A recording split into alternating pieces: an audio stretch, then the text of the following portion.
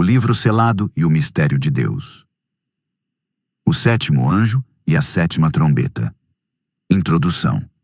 O ano 1996 foi para mim o ano de todas as realizações, depois de uma longa caminhada no deserto que começou em 1994 e que me pareceu durar séculos. Tive que suportar duras provações na escola do Senhor. Em perigo na cidade entre os falsos irmãos.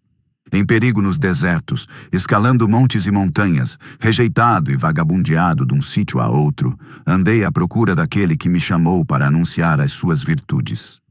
Longe dos olhos dos zombadores, caminhei com um pequeno grupo de cerca de uma quinzena de pessoas que se juntaram a mim, depois de ter reconhecido o dom da graça de Deus em mim, e que me seguiu em todos os lugares em condições extremamente difíceis.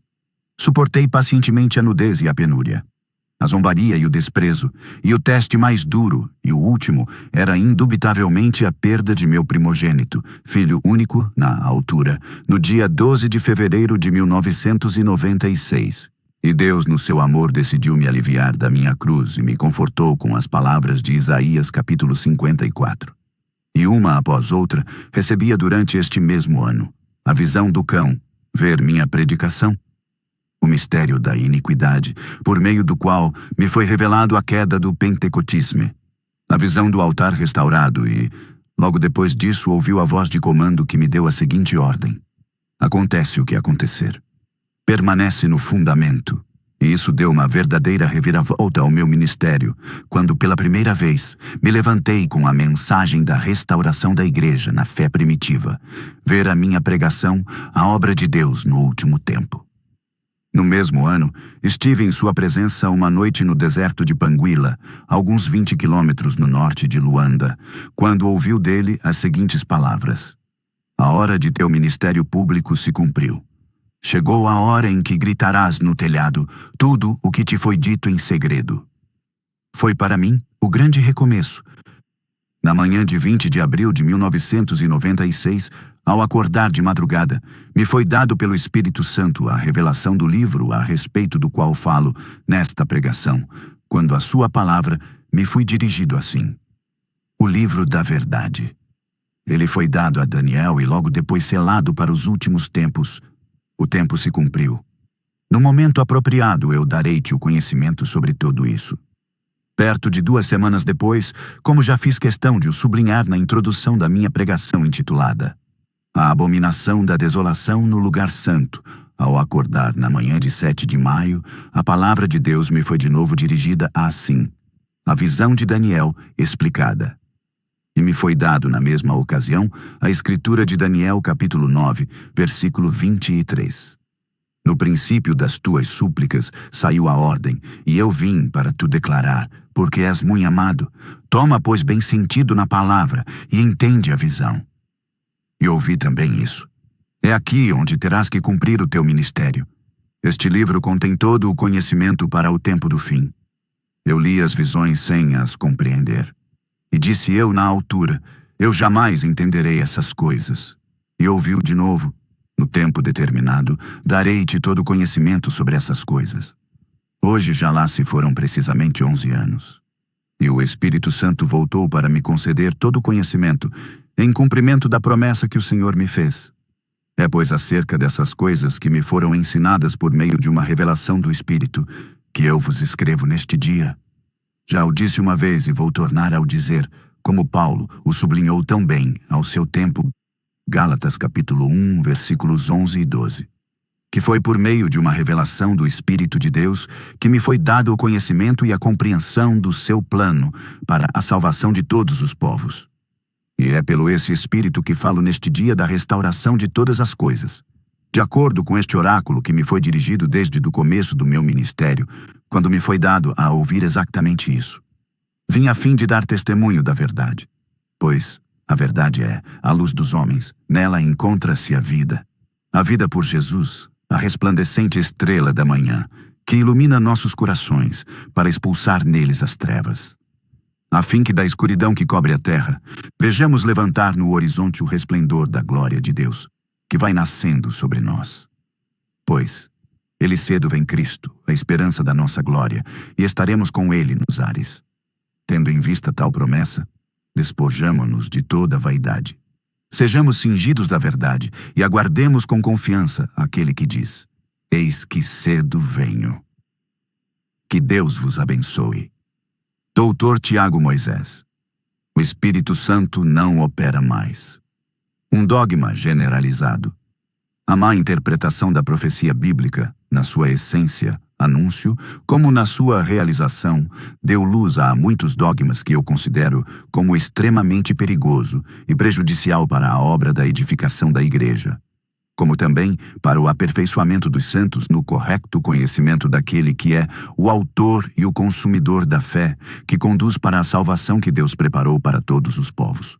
A saber, Jesus Cristo, a testemunha fiel e verdadeira, e que se revelou nesta última era como o Homem de Deus.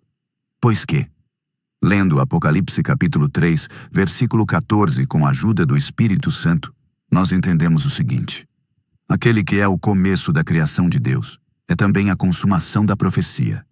Aqui está o Alfa e o Ômega.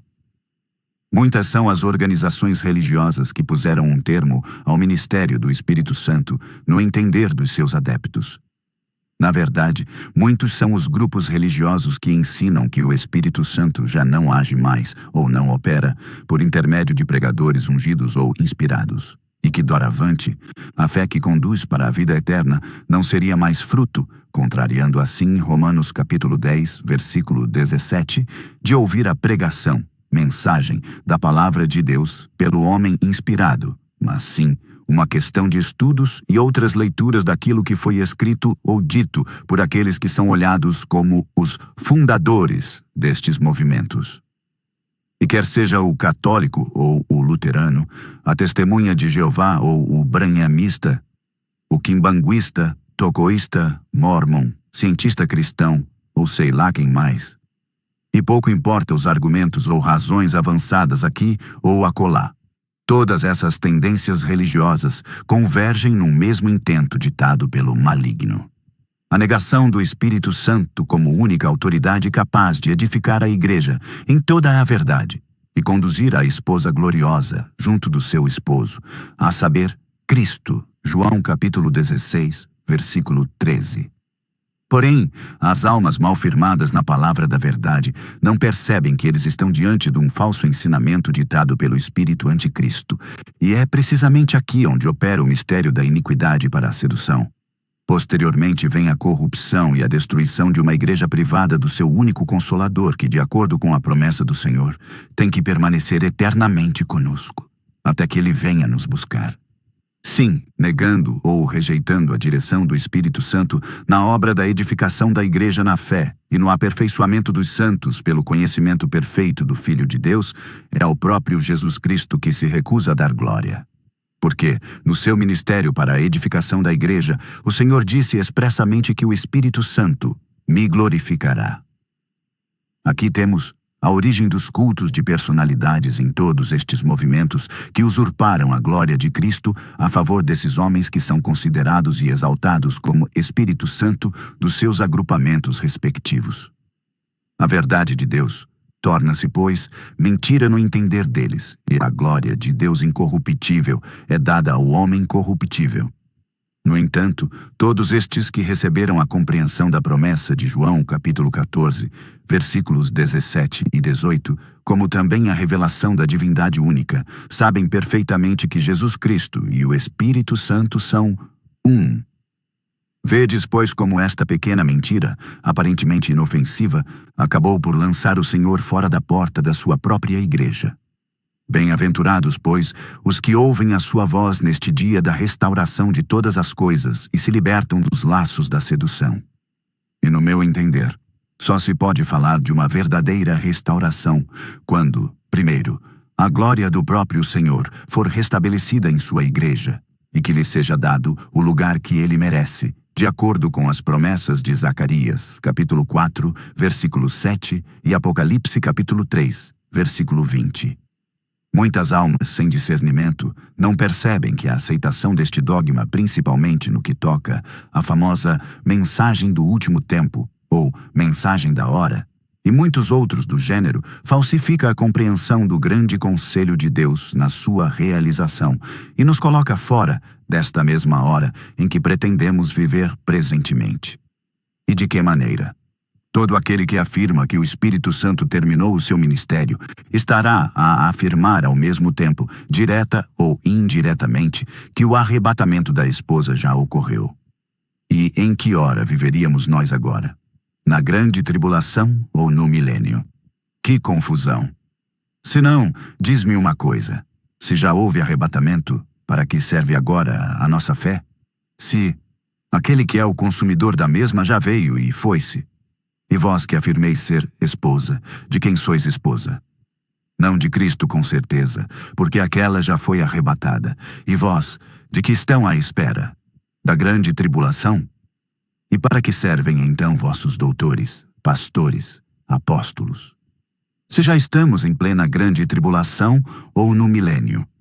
Porque, de acordo com as Escrituras, todos esses dons, Cristo os deu aos homens pelo Espírito Santo para a obra do ministério e a edificação do seu corpo. E quanto a estes pregadores que defendem estes dogmas, alguém me pode dizer com que espírito eles são ungidos para falar, já que o Espírito Santo cessou de inspirar os pregadores de acordo com o seu próprio Evangelho? Se esses não são ungidos do Espírito Santo, de quem são eles ministros? Esqueceram-se de que o Evangelho foi dado às nações como meio para a salvação, e que, de acordo com a Escritura de Romanos, capítulo 11, uma vez consumado o tempo dos gentios, não haverá mais nem Evangelho, nem evangelistas? Pois quando forem cumpridos os tempos das nações, Jesus Cristo virará seu rosto para Israel e se dará a conhecer aos judeus, tal como José o fez ao seu tempo com os filhos de Jacob. Gênesis capítulo 45, versículo 1, segundo o que está escrito: o libertador virá de Sião e desviará de Jacó as impiedades. Não com o Evangelho. Todos nós sabemos que Israel é inimigo de Deus por causa do Evangelho que revela a glória dos pagãos.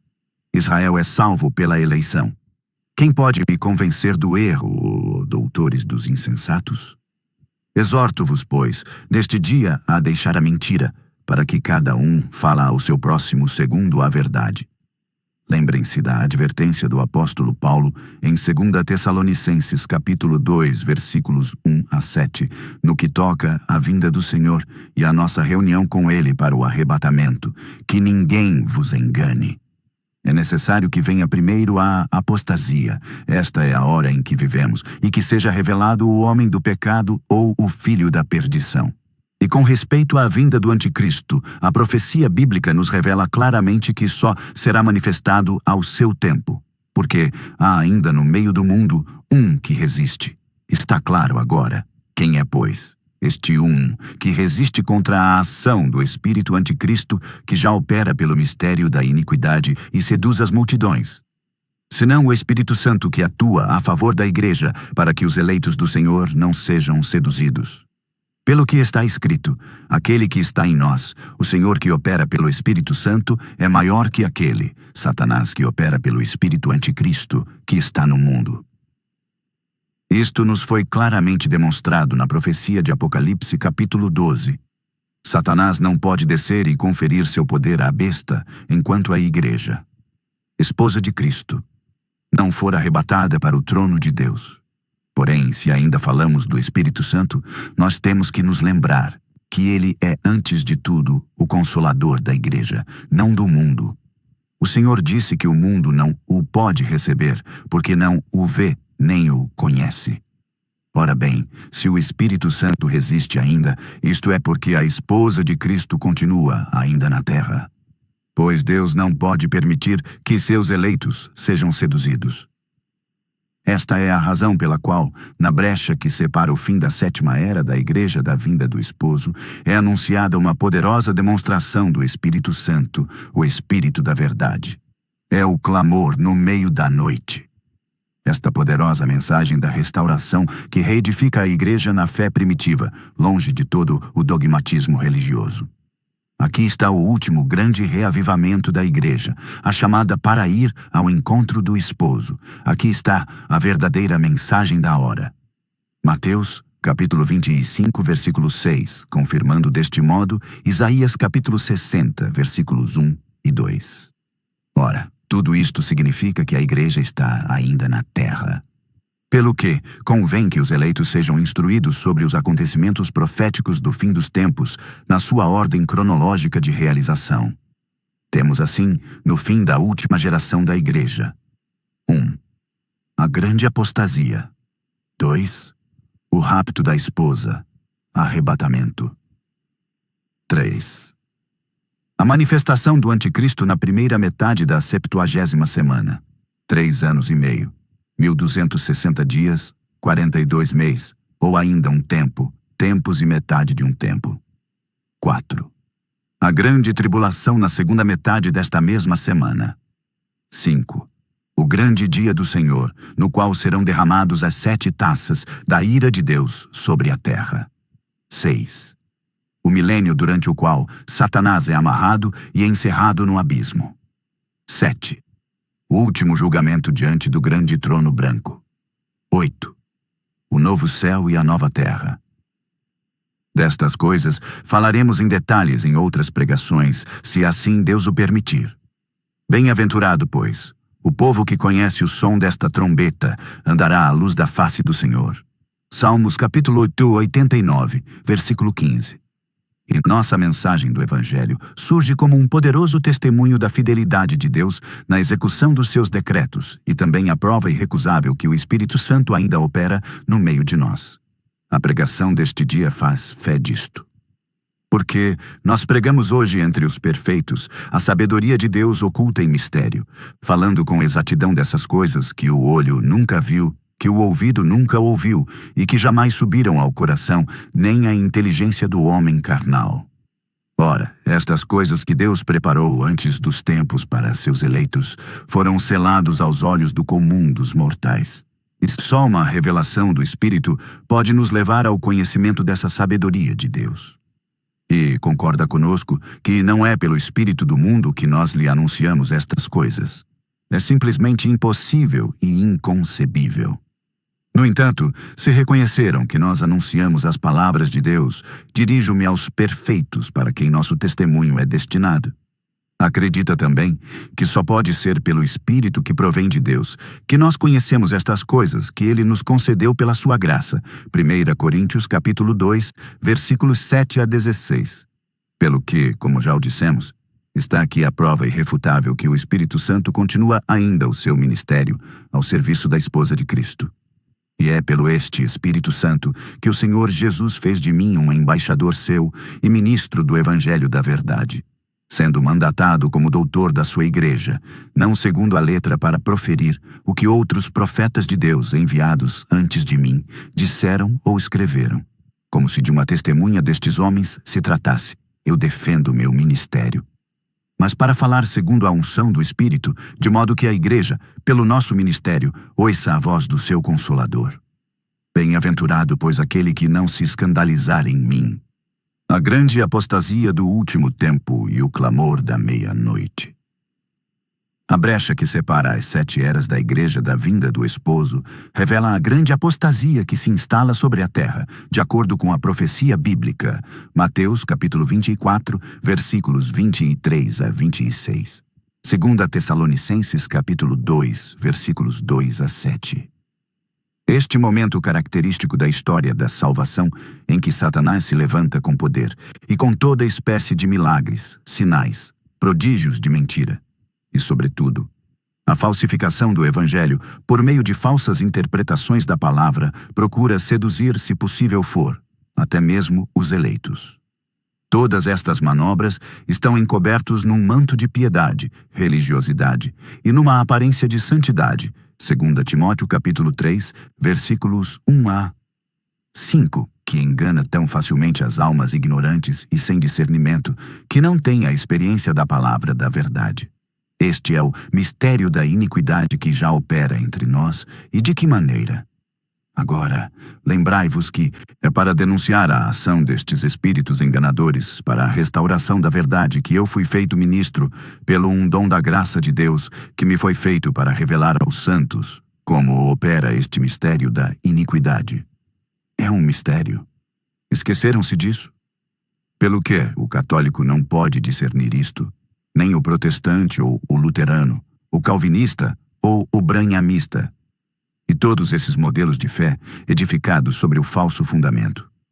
Eles foram derrotados pela falsidade escondida debaixo do casaco da verdade. Eles não souberam discernir o mistério do pecado que opera entre nós e leva as pessoas a fundamentar a sua fé em algo que Deus não disse. Neste grande combate espiritual contra a iniquidade, para a conservação da fé, que nos foi dada uma vez por toda, só venceram o maligno, estes que se mantiveram em equilíbrio na palavra, apegando-se naquilo que saiu desde o princípio da boca de Deus. Conforme está escrito: Eu vos escrevi, pais, porque já conhecestes aquele que é desde o princípio. Eu vos escrevi, mancebos, porque sois fortes, e a palavra de Deus está em vós, e já vencestes o maligno. 1 João, capítulo 2, versículo 14. Tal como Eva foi seduzida no Éden por um falso raciocínio sobre a palavra de Deus revelada a Adão. Hoje, estas organizações religiosas, ou cristãs, como se pretendem, se deixaram também corromper no seu entendimento por uma falsa mensagem. Por falsos mensageiros, apóstolos, pastores, evangelistas, profetas e doutores que acrescentaram um falso raciocínio ao que Deus disse ao longo das eras. Estas interpretações particulares da profecia bíblica, que se efetivou por meio de instrumentos escolhidos e levantados durante as gerações da Igreja pelo próprio Senhor, geraram as tendências que deram luz às denominações e grupos que tentam se identificar a algumas promessas das Escrituras, mas negam, no entanto, aquele que é o espírito dessa profecia bíblica, Jesus Cristo, o Príncipe Glorioso, de quem todos os verdadeiros profetas deram testemunho. Atos capítulo 10, versículos 42 e 43. Apocalipse capítulo 19, versículo 10.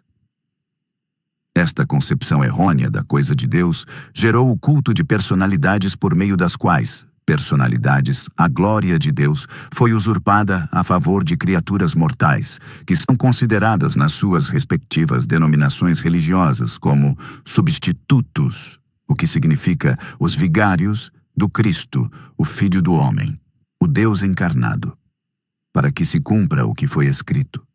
Filhinhos, é já a última hora, e como ouvistes que vem o anticristo, também agora muitos se têm feito anticristos, por onde sabemos que é já a última hora. 1 João capítulo 2, versículo 18. Assim opera já o mistério do Vicarius Filii Dei, que prepara o mundo religioso para a adoração do anticristo que há de vir no mundo a seu tempo. O Filho sendo ele próprio Deus, estes falsos vigários se apresentam assim na Igreja, na condição de falsos cristos, de falsos deuses. E tal como a Arão no deserto, Êxodo capítulo 32, vencido pelo espírito do erro, apregoou ao exaltar o bezerro de ouro. Estes são os teus deuses, ó Israel, que te tiraram da terra do Egito. Hoje também muitos são os pregadores que, vencidos pelo mesmo espírito e corrompidos no seu entendimento, tentam persuadir esta igreja sobre a divindade destes ídolos que eles criaram para si mesmo, através dos cultos de personalidades que se fundamentam nas suas próprias interpretações da obra da salvação. É precisamente contra esta coisa que eu não deixo de vos acautelar em todas minhas pregações. Porque é nestas astúcias que opera a sedução pelo mistério da iniquidade que, nesta hora do fim, tem revelado numerosos anticristos em nossas igrejas, de acordo com o que está escrito. Vejamos.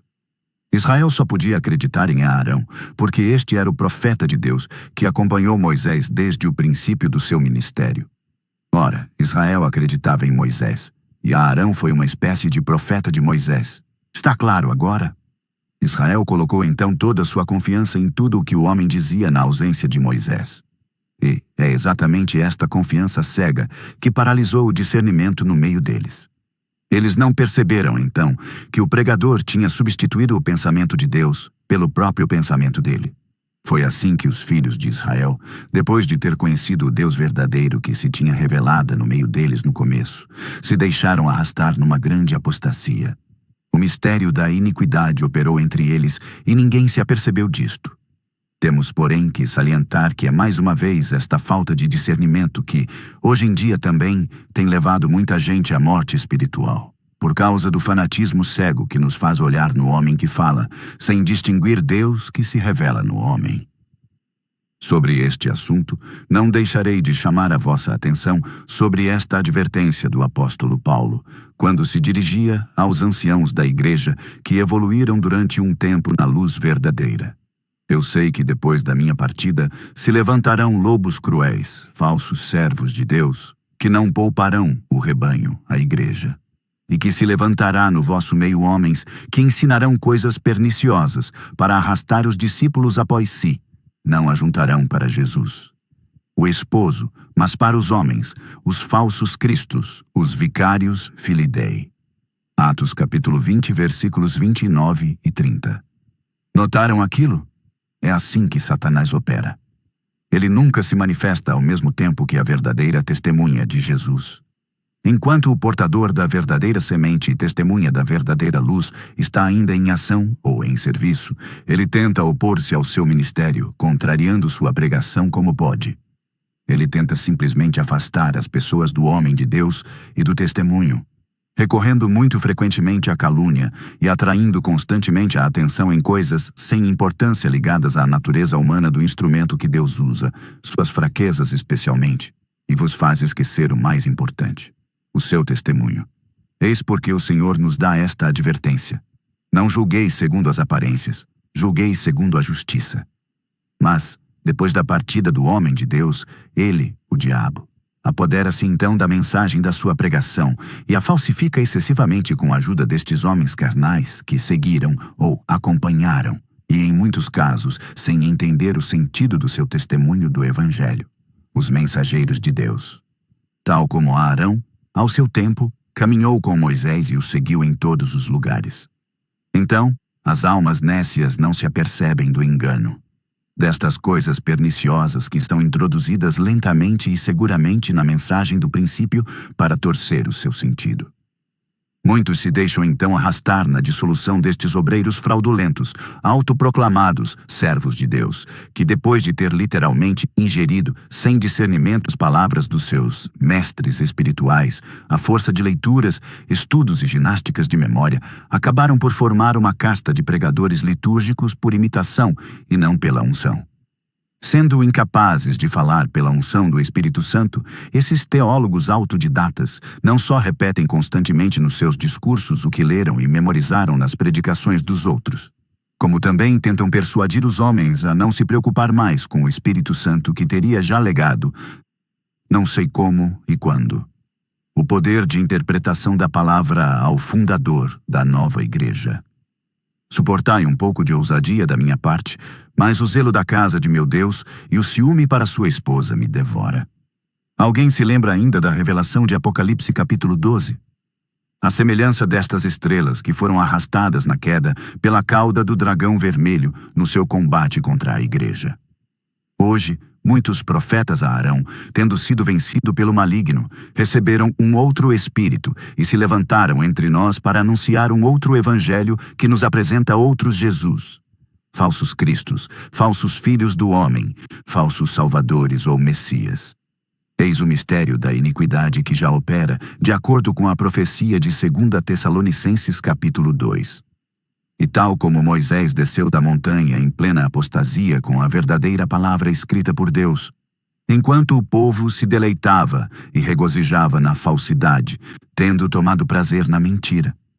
Assim como houve naquele dia um apelo com vista a separar os verdadeiros adoradores dos falsos, Êxodo capítulo 32, versículos 25 e 26. Assim será nesta hora do fim. Enquanto as trevas cobrem toda a terra e a escuridão os povos, a gloriosa promessa de Isaías, capítulo 60, versículos 1 e 2, se cumpre para nós. E a luz brilha de novo para separar os eleitos dos apóstatas, as virgens prudentes das loucas. Este é o clamor no meio da noite que caracteriza o nosso discurso. Mas, o que foi que aconteceu? Meditamos um pouco o apelo feito por Moisés. Ele não disse, vinde a mim. Disse pelo contrário, para mim os que são do Senhor. pois os que buscam a Deus com um coração sincero só podem achar consolação junto do portador da sua palavra. Pois que não eram todos Israel, o povo que Deus fez sair de Egito? Não estiveram todos debaixo da nuvem e no mar, tendo visto todos Deus na coluna de fogo? Não comeram todos a mesma comida no início e beberam da mesma bebida? E por que razão não se juntaram todos espontaneamente a Moisés, se eram todos supostamente o povo do Senhor? Eis a triste verdade que nos é revelada aqui. Seduzida pela mentira e vencida pelo espírito do erro, a maioria provou ser francamente inimigo de Deus e idólatra. Eles tinham tomado tanto prazer na mentira inspirada pelo novo dogma que recusaram de voltar a Deus e à verdade da sua palavra. Isso, apesar do apelo. É exatamente isto que a Santa Escritura diz que muita gente fará no último tempo. Eles se desviarão da sã doutrina e se apegarão às fábulas e genealogias. 1 Timóteo capítulo 4, versículo 1. 2 Timóteo capítulo 4, versículos 3 e 4. E ainda que o livro selado for aberto e desvendasse todos os mistérios de Deus, embora o conhecimento aumentasse no último tempo, nenhum dos maus poderá entender, de acordo com o que está escrito na profecia, Daniel, capítulo 12, versículo 10. E de mesmo modo que as virgens loucas caminham na direção oposta, a que conduz para a glória, procurando esses que podem lhes vender o indispensável azeite. Quando ecoará o último apelo, chamada de Deus, convite divino para as bodas do Cordeiro, representado pelo clamor no meio da noite que sobe da terra, pouco antes da vinda do esposo. Só os eleitos conseguirão se livrar dos laços da sedução. Entretanto, todos esses que se mancharam, espiritualmente, com os dogmas inspirados pelo espírito anticristo e tomaram prazer nessas mentiras continuarão a se sujar ainda. E cada um receberá sua recompensa de acordo com a promessa. Apocalipse capítulo 20 e 22, versículo 12. Moisés não desceu da montanha quando Israel, impaciente, se deixou seduzir por um falso raciocínio no deserto e adorou o substituto, o vigário, do Deus Salvador no culto do bezerro de ouro. Pelo que, quando virem esta coisa tomar forma na igreja, é sinal de que a vinda do Senhor, na condição do esposo, é iminente. E foi ele que, em 1993, quando me chamou para a obra do ministério, me disse o seguinte: vai dizer ao meu povo, eis que cedo venho. E nossa mensagem do último tempo, que não se fundamentam em citações litúrgicas, ou algumas imitações do gênero, é tão autêntica porque confirmada pela profecia bíblica no seu cumprimento. Tão verídica que nesta última hora nós vemos claramente esta coisa se projetar na igreja e nós levantamos unânime a nossa voz de acordo com a advertência solene do Senhor Jesus Cristo primeiro, Mateus capítulo 24, versículos 4 e 5, versículos 23 a 26, e também do apóstolo dos gentios, 2 Tessalonicenses capítulo 2, versículos 1 a 3. Considerem agora isto: só existem 7 eras, e consequentemente 7 mensageiros das igrejas representados na profecia de Apocalipse capítulo 1, versículo 20 pelo mistério das 7 estrelas. Não se pode, porém, levantar um 8º mensageiro. Definitivamente não. Tal coisa seria antipalavra. A palavra revelada diz que eles são 7. E nós podemos confirmar esta verdade na figura do castiçal, que tem 7 lâmpadas. Claro. Mas neste caso, o que estará a acontecer hoje? De acordo com que promessa falamos nós, nesta última hora do tempo do fim, eis que no fim das 7 eras da igreja que caracterizam os tempos dos gentios, existe uma brecha que separa o ministério do último mensageiro, a 7ª estrela, da chegada do esposo. E é neste momento característico que se manifesta a grande apostasia anunciada na Escritura de 2 Tessalonicenses, capítulo 2, versículos 1 a 7. Porque apostasia significa a rejeição da fé. A fé verdadeira que opera naquele que ouve a verdadeira mensagem da palavra de Deus. Ora, Deus se revelou claramente na igreja no último tempo, mas a espera alonga-se por mais tempo, e a noite e a escuridão surpreendem as virgens que saíram ao encontro do esposo, depois de ter recebido a revelação da sua chegada iminente. Aqui temos a brecha e a promessa de luz no tempo da tarde. Zacarias capítulo 14, versículos 6 e 7, deixa lugar a uma outra que se refere à glória do Cristo, luz verdadeira, que ilumina os eleitos no meio da noite. Isaías capítulo 60, versículos 1 e 2. Porém, quando a glória do Cristo reaparece, enquanto fomos bem instruídos que na era de Laodiceia, ele foi literalmente atirado fora da porta da sua própria igreja. Apocalipse capítulo 3, versículo 20. Nós sabemos agora que vivemos em pleno na realização da promessa da restauração. Aqui estão os tempos de refrigério que vêm pela presença do Senhor. A igreja é reconduzida na verdade primitiva, novamente edificada na pedra angular. Aquela mesma que é rejeitada pelos edificadores das novas denominações alicerçadas em tendências produzidas pelas suas próprias interpretações do plano da salvação. E eis que nós nos reconhecemos nesta promessa. Quem és tu, ó monte grande? Serás uma campina ou serás nivelado? Porque ele trará a primeira pedra com exclamações. Zacarias capítulo 4, versículo 7. Não os aplausos de todo mundo, apenas dos eleitos. Enquanto que as virgens loucas, se vangloriando também de uma certa sabedoria, desgarraram-se nos seus próprios pensamentos, e o seu coração sem inteligência, fé sem discernimento, que uma vez foi iluminado pela revelação da verdade, a luz no tempo da tarde, mergulhou novamente na escuridão do exterior. Exatamente como a coisa nos é feita em figura na parábola de Mateus capítulo 20 e 25, onde podemos notar o seguinte: no momento em que resplandece a luz para as virgens prudentes, quando se faz ouvir o clamor da meia-noite, de acordo com a promessa de Isaías capítulo 60, versículos 1 e 2. As virgens loucas, por sua parte, veem as suas lâmpadas se apagando, enquanto caminham na direção oposta à promessa revelada nesta última hora, sendo fanaticamente ligadas aos fornecedores do azeite do tempo da tarde. Entenda quem poder. Bem-aventurados sois, vós a quem Deus deu a compreensão dessas coisas. Entretanto, e aqui está a verdade, no meio desta apostasia generalizada, uma pregação tem que ecoar absolutamente na terra. Uma voz tem que levantar o tom no nosso meio, nesta última hora do tempo do fim. Este é o clamor da meia-noite. A profecia de Mateus capítulo 25, versículo 6. Assim se cumpriu nesta hora em que vivemos. Digo-vos isto em verdade, não minto. Deus testemunhando comigo. O livro selado. E tu, Daniel, fecha estas palavras e sela este livro até o fim do tempo. Muitos correrão de uma parte para outra, e ciência se multiplicará, o conhecimento aumentará. Eu, pois, ouvi, mas não entendi. Por isso eu disse: Senhor meu, qual será o fim destas coisas? E ele disse: Vai, Daniel, porque estas palavras estão fechadas e seladas até ao tempo do fim. Muitos serão purificados e embranquecidos e provados, mas os ímpios procederão impiamente, e nenhum dos ímpios entenderá, mas os sábios entenderão. Daniel, capítulo 12, versículos 4, 8 a 10. De que livro se trata aqui? A coisa leva-nos até a profecia de Daniel, considerada por muitos críticos da Bíblia como sendo o Apocalipse do Antigo Testamento.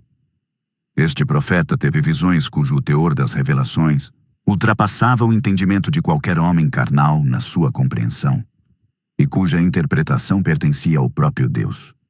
Um bom despenseiro dos mistérios de Deus, ele escreveu as revelações, e tal como aconteceu com todos os outros profetas da Antiga Aliança, Daniel tentou pesquisar e sondar o tempo e as circunstâncias previamente marcadas na profecia com respeito à realização destas coisas.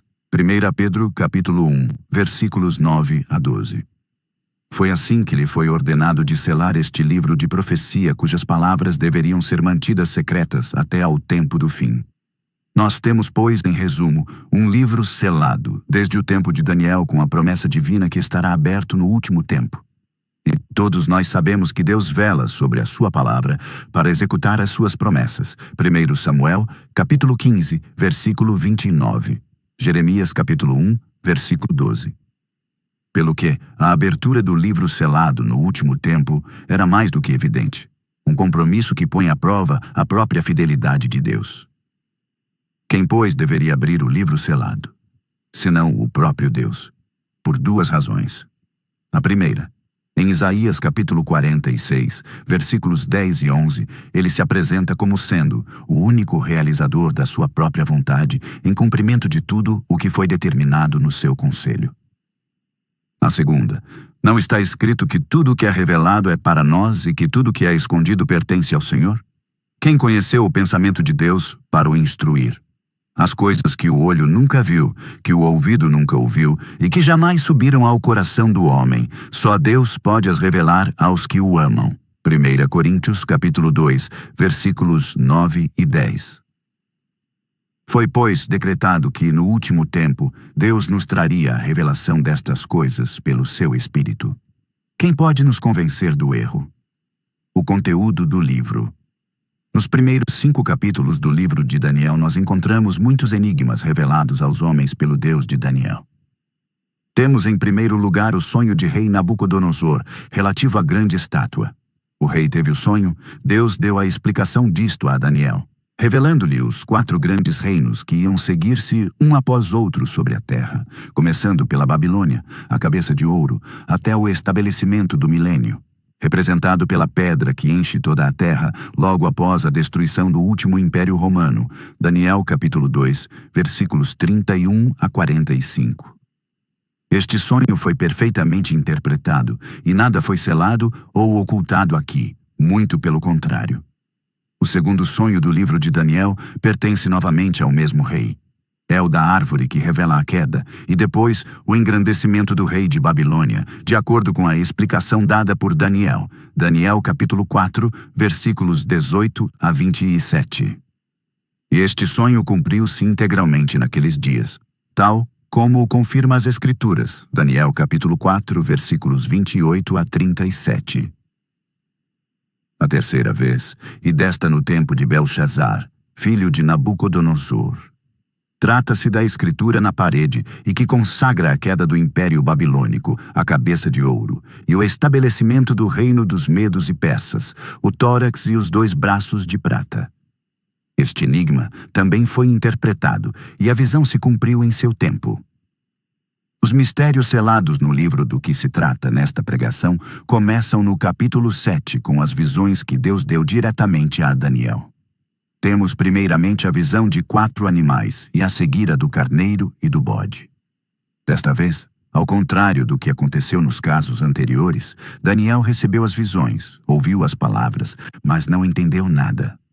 No caso da visão da estátua, por exemplo, onde pode-se constatar uma certa semelhança com a dos 4 animais, notaremos, entretanto, que, no primeiro caso, toda a explicação foi dada ao rei por Daniel, enquanto que, no segundo caso, este profeta disse: Eu quis saber a verdade sobre o 4º animal. A mesma coisa acontece com a segunda visão, do carneiro e do bode. Daniel, capítulo 8. Daniel estava espantado com o que via, e não havia ninguém, nem ele mesmo, quem a entendesse. Daniel, tendo entendido pela profecia que o fim do cativeiro babilônico estava próximo, se humilhou diante de Deus e orou. Foi então que o anjo Gabriel veio para confirmar a veracidade das visões que ele teve, e revelou-lhe o plano de Deus de 70 semanas que foram fixadas para a salvação de Israel. Daniel capítulo 9. Depois, veio a visão do anjo que anunciava os últimos acontecimentos no capítulo 11. São essas coisas, do capítulo 7 a 11, que foram seladas no livro da verdade. Olhemos a coisa de perto e entendamos isto. Daniel recebeu a revelação de todos os reinos que se sucederiam na terra, até ao estabelecimento do milênio. Lhe foi revelado a morte do Messias depois da sua rejeição por Israel, como também a desolação que ia cair sobre o seu povo, inclusive a destruição do Templo de Jerusalém, seu santuário, pelo exército romano. Eu já falei sobre isso em detalhes na minha predicação intitulada A Abominação da Desolação no Lugar Santo. Daniel viu também na última semana o anticristo, o assolador, subir pelo engano e lisonjas e fortalecer muitas alianças com vários povos e reis, inclusive Israel. O que depois iria levar o mundo na adoração da besta, a quando do seu reinado totalitário de 3 anos e meio, um tempo, tempos e a metade de um tempo. gerando deste modo a grande tribulação que cairá então sobre toda a terra, até ao aniquilamento total da força ou resistência do povo santo. Seguir-se-á o dia do Senhor, o dia da vingança divina em que o mundo irá sofrer a ira do Cordeiro. Neste tempo se manifestará o ciúme de Deus, e a ruína cairá visivelmente sobre o assolador que tinha usurpado a glória de Deus, como também a honra e a adoração. E sobre todos esses que dobraram os joelhos diante da besta para o adorar, como se de Deus se tratasse. Lembrai-vos do maior de todos os mandamentos em Êxodo capítulo 20, versículos 3 a 5. Podereis então compreender a blasfêmia deste homem do pecado, o filho de perdição, assim como a grande abominação dos povos da terra e as razões da grande ira de Deus. É naquele tempo, pouco antes do dia de vingança, que o remanescente de Israel, 144.000, é salvo pela eleição. O homem inteligente perceberá com que harmonia a profecia de Daniel, capítulo 12, versículo 1, concorda perfeitamente com a escritura de Apocalipse, capítulo 7, versículos 1 a 8. Pois que Daniel, capítulo 11, versículos 36 a 45, revela o reinado totalitário do anticristo que atinge o seu apogeu até no versículo 43, e depois a súbita queda e a ruína. Ler também Daniel, capítulo 9, versículo 27 e 7, o fim do versículo e Apocalipse, capítulo 18, versículos 2 e 16, etc. Ora bem, vou repetindo, como já o sublinhamos acima, que, no grande conselho de Deus, que revela estes acontecimentos proféticos do tempo do fim na sua ordem cronológica de execução, depois da grande tribulação e a queda do anticristo, vem o grande dia da vingança de Deus. E imediatamente em Daniel capítulo 12, versículo 1, foi dito: E naquele tempo se levantará Miguel, o grande príncipe, que se levanta pelos filhos do teu povo, e haverá um tempo de angústia, qual nunca houve, desde que houve nação, até aquele tempo. Mas naquele tempo, quem lê faça atenção, livrar-se-á o teu povo, todo aquele que se achar escrito no livro. Está agora claro aqui que a grande angústia a que se refere esta escritura não tem nada a ver com a grande tribulação que cai sobre a terra durante o reinado da besta, porque estamos agora no tempo pós-anticristo. Trata-se, porém, do dia do Senhor, desse dia grande e terrível, anunciado por Sofonias e tantos outros profetas ainda. Quem poderá subsistir naquele dia? O Senhor Jesus falou também deste dia, dizendo: Porque haverá então grande aflição, como nunca houve, desde o princípio do mundo até agora, nem tampouco há de haver. E se aqueles dias não fossem abreviados, nenhuma carne se salvaria. Mas por causa dos escolhidos, serão abreviados aqueles dias. Mateus capítulo 24, versículos 21 e 22. Não confunda, pois, a angústia do dia da vingança de Deus com a grande tribulação que cai na terra no tempo do anticristo. As Escrituras mostram-nos, nomeadamente em Apocalipse capítulo 12, versículos 14 a 16, que quando a abominação da desolação assola a terra, Deus socorre algumas pessoas porque trata-se da hora da tentação que há de vir sobre todo o mundo para tentar os que habitam na terra. Apocalipse capítulo 3, versículo 10. Isto não é assim como no grande dia do Senhor, porque se Deus pode libertar o seu povo da mão do inimigo, tal é caso desta multidão de Apocalipse capítulo 7, versículos 9 a 17. Quem poderá, pois, livrar da mão de Deus? Ninguém. Esta verdade nos é confirmada na abertura do 6º selo, na escritura de Apocalipse capítulo 6, versículos 12 a 17. Pelo que a ira do Cordeiro é terrível, mas de pouca duração. Caso contrário, nenhuma carne se salvaria, ainda que de um eleito se tratasse. Mas de que eleitos se tratam nesta profecia? Seguramente que isso nada tem a ver com os eleitos das nações que formam a Igreja, corpo do Cristo. Estes foram poupados da ira e abrigados pelo arrebatamento nas moradas celestiais que Jesus preparou para eles. Isaías capítulo 26, versículos 20 e 21. João capítulo 14, versículo 3. Pouco antes do reinado do anticristo. Trata-se, pois, aqui do remanescente de Israel, salvo pela eleição. Romanos capítulo 11, versículos 2 a 7. Os mesmos que são mencionados em Daniel, capítulo 12, versículo 1. Pelo que vemos claramente em Apocalipse capítulo 7, versículos 1 a 7, antes que a ira de Deus seja derramada sobre a terra, o arcanjo Miguel se levantar para socorrer o povo de Daniel, tendo o selo do Deus vivo e clamando com uma voz forte, recomendando aos anjos para esperar até que sejam assinalados estes eleitos de Deus. Pelo que, todos esses que ensinam, como as testemunhas de Jeová, que os 144 mil selados seriam os únicos herdeiros da promessa de João, capítulo 14, versículos 2 e 3, caminham erradamente.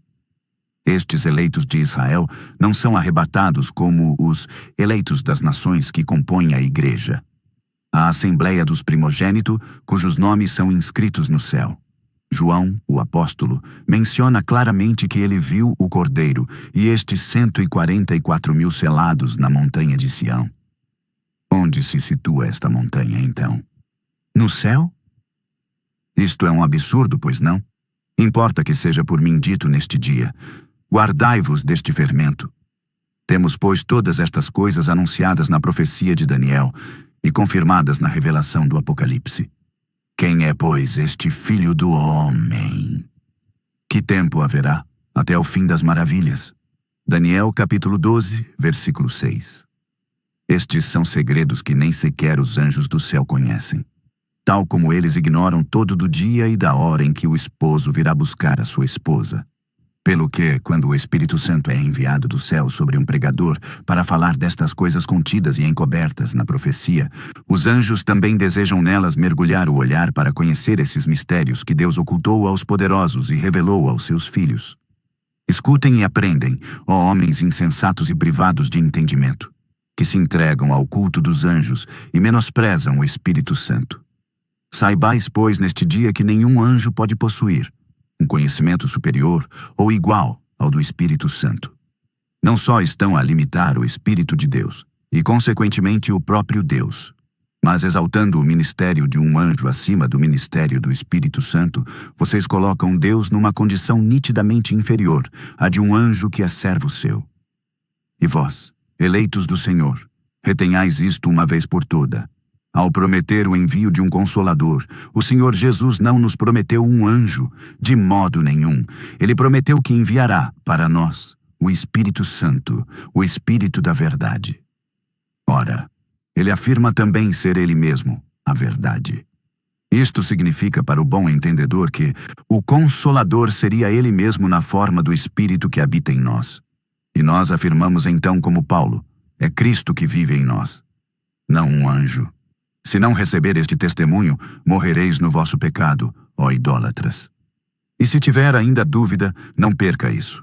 Nem Daniel, nem os 2 anjos que lá estavam com ele conheciam o tempo, nem as circunstâncias previamente marcadas nas profecias deste livro. Um só detinha este segredo: o homem vestido de linho. Daniel capítulo 12, versículos 7 a 13. Mas quem, pois, é este homem vestido de linho? Temos a sua descrição em Daniel capítulo 10, versículos 5 e 6. E levantei os meus olhos, e olhei, e vi um homem vestido de linho, e os seus lombos cingidos com ouro fino de Ufaz. E o seu corpo era como turquesa, e o seu rosto parecia um relâmpago, e os seus olhos como tocha de fogo, e os seus braços e os seus pés como cor de bronze assacalado, polido, e a voz das suas palavras como a voz de uma multidão. Comparamos agora isso com a escritura de Apocalipse capítulo 1, versículos 13 a 15. Um semelhante ao Filho do Homem, vestido até aos pés de um vestido comprido e cingindo pelos peitos com um cinto de ouro. E a sua cabeça e cabelos eram brancos, como lã branca, como a neve, e os seus olhos como chama de fogo, e os seus pés semelhantes a latão reluzente, como se tivessem sido refinados numa fornalha, a sua voz como a voz de muitas águas. Essas 2 descrições feitas por 2 profetas que viveram em tempos diferentes e longínquo coincidem perfeitamente, de forma a não nos deixar nenhuma dúvida sobre a identidade deste homem, o único, que possuía o conhecimento destas coisas e que ordenou que eles sejam seladas e mantidas secretas até no tempo do fim. Se, no Antigo Testamento, o seu nome não é mencionado, foi porque ainda não tínhamos chegado na plenitude dos tempos, e que ele ainda não tinha recebido um nome debaixo do céu. Porque, na nova aliança, ele mesmo se apresenta a João. Eu sou o primeiro e o último, e o que vivo e fui morto, mas eis que estou vivo para todo. Amém. E tenho a chave da morte e do inferno. Apocalipse capítulo 1, versículos 17 e 18. Aleluia! O homem vestido de linho que apareceu na visão de Daniel e o filho do homem que João viu na visão, na ilha de Patmos, são um. E este um é aquele que se manifestou em carne, foi justificado em espírito, visto dos anjos, pregado aos gentios, crido no mundo e recebido acima na glória. 1 Timóteo capítulo 3, versículo 16. E isso recebeu debaixo do céu o nome de Senhor Jesus Cristo. Aqui está o mistério da piedade, da nossa fé, desvendado aos vossos olhos. Regozijai-vos, pois, destas coisas, ó vós que amai a Deus, e dai toda a glória ao seu Cristo, neste dia em que a verdade é restaurada. Neste dia, pois, em que o Senhor nos dá pelo Espírito de revelação, todo o conhecimento sobre o conteúdo do livro selado para a restauração da verdade de Deus, não poderá subsistir mais dúvida alguma sobre este ponto. O Filho do Homem não é um mensageiro qualquer, seja ele um anjo celestial ou terrestre, o que significa um profeta, mas sim o próprio Senhor Jesus Cristo. A testemunha fiel e verdadeiro, o Amém de Deus. E todos os verdadeiros profetas ou pregadores deram dele este testemunho. Atos capítulo 10, versículos 42 e 43. Soltai-vos, pois, dos laços das falsas mensagens proféticas apregoadas neste último tempo pelos espíritos sedutores e salvai-vos desta geração perversa e idólatra. Considerem como estas duas visões são impressionantes e convincentes e em muitos aspectos semelhantes. E deixai que o esplendor da luz desta verdade ilumine vosso entendimento. Daniel, tal como João, vendo o Filho do Homem em circunstâncias totalmente diferentes, caíram ambos no chão, morrendo de medo. Mas vejam como este príncipe glorioso é um consolador. Ele toca cada um deles e repete as mesmas palavras: não temas. Ele apareceu nessas duas ocasiões como sendo o revelador dos decretos de Deus. É ele o espírito desta profecia, Apocalipse capítulo 19, versículo 10. Ele está aqui para dar testemunho da verdade. Ele é quem representa esta verdade. Ora, se a verdade é a palavra de Deus, então ele é a palavra de Deus manifestada aos homens. Nós o vemos, nestas duas visões, na condição do portador da palavra. Ele é o único que conhece os segredos de Deus, com o poder de interpretação dos mesmos. Agora, se meditarmos bem Mateus capítulo 11, versículo 27, chegaremos todos à inevitável conclusão. Só o Filho que saiu do Pai conhece bem o Pai e pode o revelar a quem quiser. Amém. Amém. Amém. Eis porque no tempo de Daniel, como no dia da sua carne, houve tumulto no mundo das trevas, e os príncipes da terra se levantaram e se ajuntaram contra ele. Daniel capítulo 10, versículo 13, Atos capítulo 4, versículos 25 e 26. Satanás, opondo-se à verdade. Ora, só o conhecimento da verdade pode libertar a igreja do jugo do diabo e todas suas astúcias nos meios da sedução. Pelo que está escrito, o meu povo foi destruído, porque lhe faltou o conhecimento. Oséias capítulo 4, versículo 6. O diabo, que se esconde por detrás do mistério da iniquidade, sempre opôs-se ao conhecimento da verdade. Porém, o Filho do Homem é o mistério de nossa piedade, que nos revela a semente original da verdade, prometida desde Éden, e que esmaga a cabeça da serpente, quer seja literalmente, quer seja no nosso entendimento. Que tempo haverá até o fim das maravilhas? O homem vestido de linho levanta as duas mãos e jurou por aquele que vive eternamente que todas estas coisas se cumpririam no fim da tribulação grande. Depois de um tempo, de tempos, e metade de um tempo, e quando tiverem acabado de destruir o poder do povo santo, todas estas coisas serão cumpridas. Eu ouvi, disse Daniel. Mas não entendi. Por isso eu disse: Senhor meu, qual será o fim destas coisas? E ele disse: Vai, Daniel, porque estas palavras estão fechadas e seladas até o tempo do fim.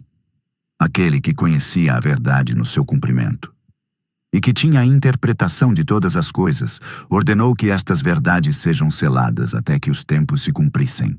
Quando abre, ninguém pode fechar, e quando fecha, ninguém pode abrir. E aquele que detém as chaves de todos os mistérios é o Senhor Jesus Cristo. Apocalipse capítulo 3, versículo 7. Jó, capítulo 12, versículo 14. Isaías capítulo 22, versículo 22. Era, pois, necessário esperar o cumprimento dos tempos para compreender estas coisas. Pelo que o livro selado voltou outra vez no segredo de Deus. É assim que o Espírito Santo nos conduz em Apocalipse capítulo 5, versículos 1 a 9. E ali reencontramos o livro selado, aonde, na mão direita de aquele que está sentado no trono e que vive eternamente e pelo qual o homem vestido de linho jurou. E vi, na destra do que estava assentado sobre o trono, um livro, escrito por dentro e por fora, selado com 7 selos. Quem é digno de abrir o livro selado e de desatar os seus selos? No céu, na terra e debaixo da terra, uma única pessoa foi achada digno: Jesus Cristo, o leão da tribo de Judá, a raiz de David. Notem aqui que a Bíblia põe um acento até mesmo sobre sua linhagem terrestre, de forma que ele não seja confundido com quaisquer supostos messias africanos, americanos, europeus ou asiáticos. O Redentor é da procedência de David, da tribo de Judá, filho de Israel. Perceberam isto? Notamos também que a abertura do livro não é tão fácil como se pode imaginar. É aqui onde Satanás luta para a sua sobrevivência, e ele vem de cara à sua pele. E Satanás não pode ser derrotado por qualquer um. Conhece alguém que já o derrotou, ó homem? Só o leão da tribo de Judá o fez. Há um preço a pagar para abrir o livro. E o Filho de Deus, a semente prometida, veio e triunfou do diabo, suas potestades e dominações pela sua morte na cruz. Ressuscitado, ele foi recebido na glória. Assim, quando João olhou para contemplar o proclamado vencedor, ele viu no meio do trono um cordeiro, como havendo sido morto. Aqui está a verdade restaurada.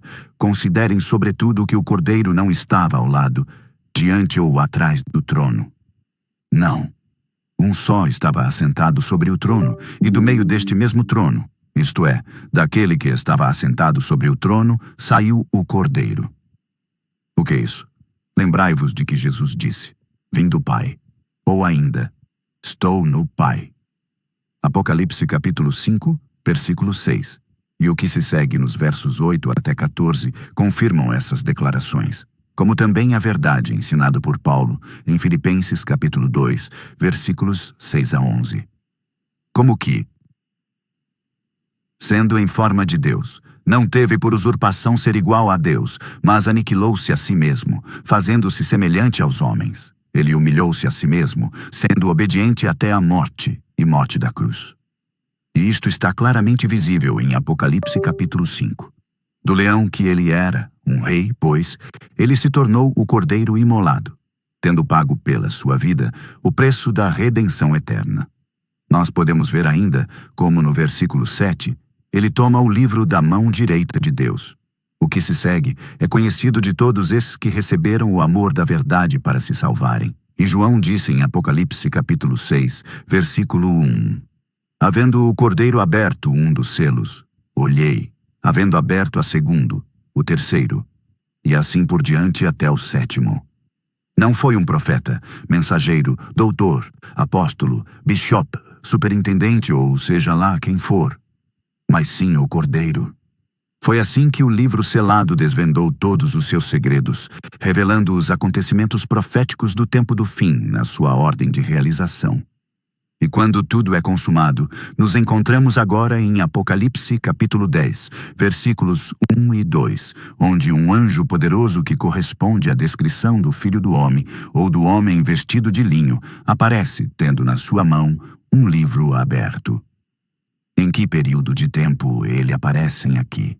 Entre a sexta trombeta e a sétima, naquele tempo em que as pragas estão a ser derramadas sobre a terra para castigar os idólatras e os maus. Apocalipse capítulo 9 confirma isto. Atentai pelo versículo 20.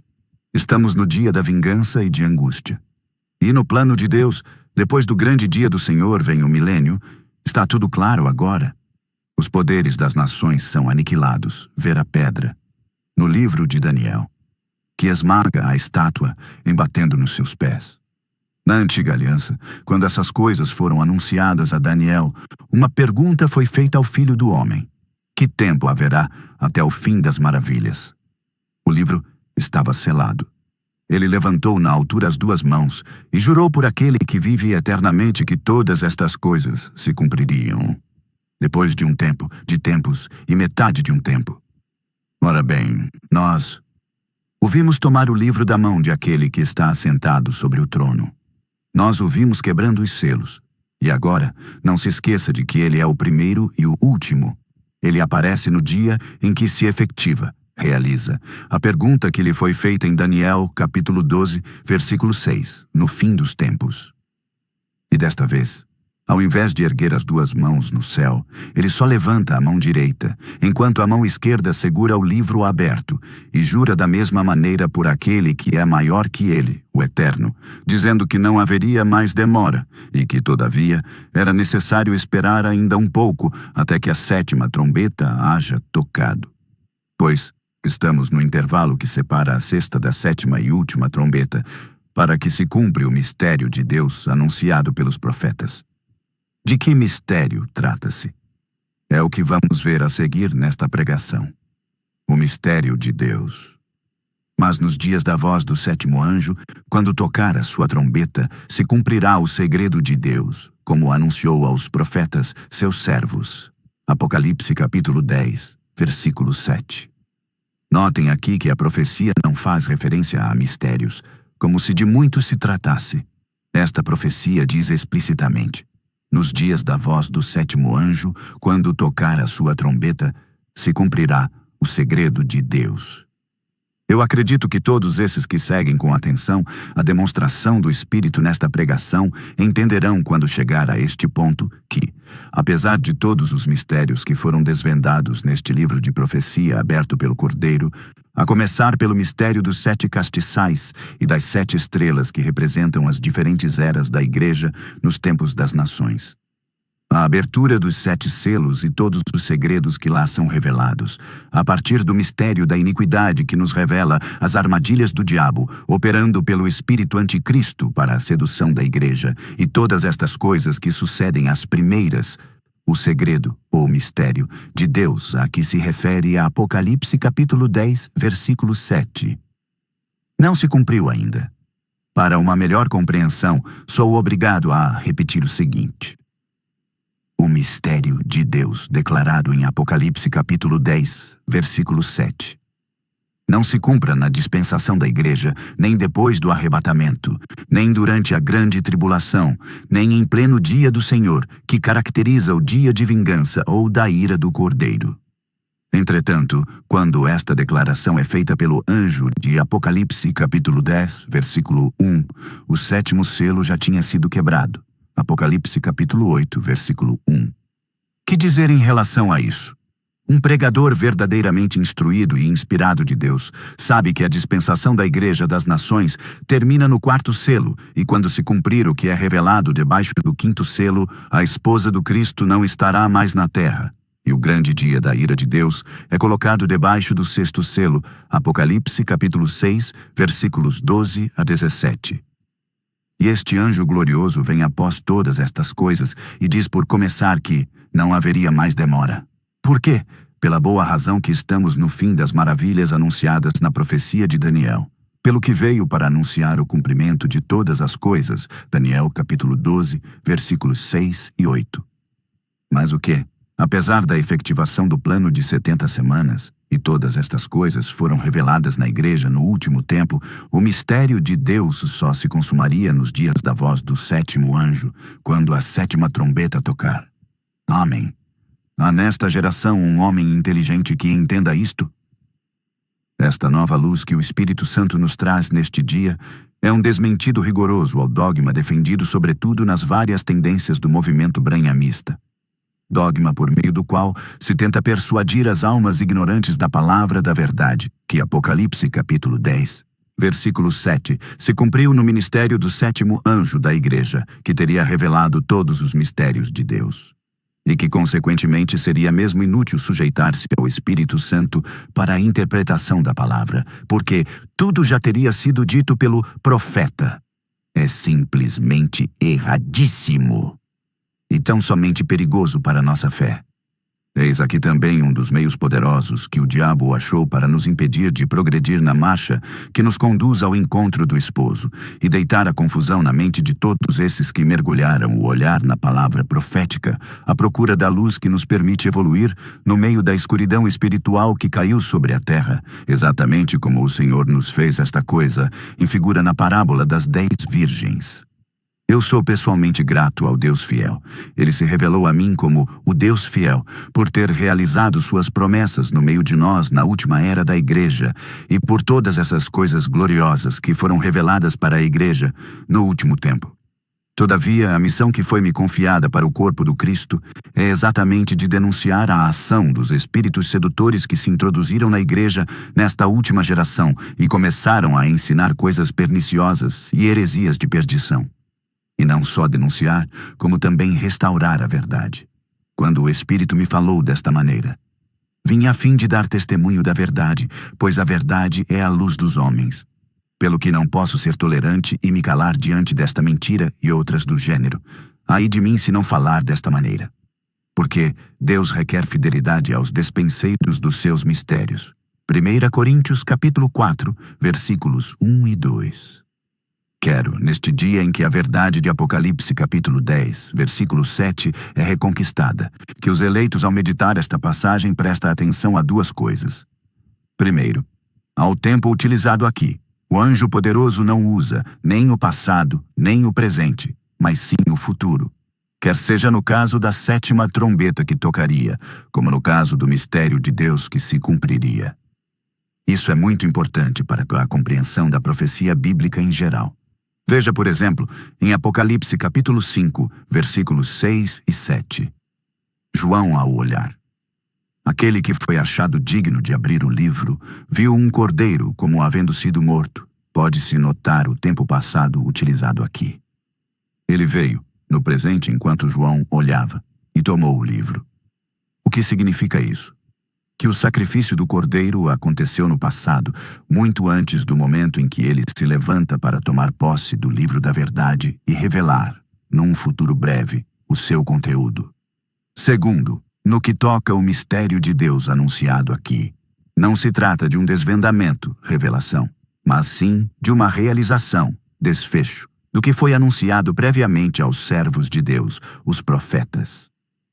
O anjo disse claramente que o mistério ou segredo de Deus se cumprirá, mas não disse que será revelado. De jeito nenhum. Só um espírito ignorante poderá afirmar que é a mesma coisa. E foi precisamente o fato de ter confundido um desfecho com uma revelação que este dogma branhamista ensina que o profeta maior deu um remate final na obra de Deus pela igreja. Não vos deixais seduzir. Aqui está a verdade. Neste dia em que vivemos a profecia de Apocalipse capítulo 10, versículo 7, não se cumpriu ainda. Confesso que houve um tempo em que eu também encarei esta coisa de uma maneira diferente. Mas, quando agradou a Deus no seu amor, me abrir os olhos do entendimento para depois falar destas coisas, eu agi de acordo com a escritura de 1 Coríntios capítulo 13, versículos 9 a 11. A Deus, pois, seja dado toda a glória. Ele, o grande ensinador e revelador da sua vontade, pelo seu Espírito agindo pelo homem chamado a cumprir o seu propósito. Bem-aventurado então o homem que aceita a correção. O que representa, pois, este famoso mistério de Deus que só se cumprirá quando a 7ª trombeta tocar. A Escritura, em 1 Pedro 1, 10 a 12, nos revela com clareza que os profetas do Antigo Testamento dedicaram suas investigações e diligências à nossa salvação. Nós, os não-judeus. Esses homens de Deus foram movidos pelo Espírito a sondar e compreender qual tempo e que circunstâncias indicariam o cumprimento daquilo que o Espírito Santo, que habitava neles, testificava adiantadamente, os sofrimentos do Cristo e a glória que se lhe havia de seguir. Ora, a salvação não se cumpre antes da cruz, isso é inconcebível, nem depois da glória do Cristo.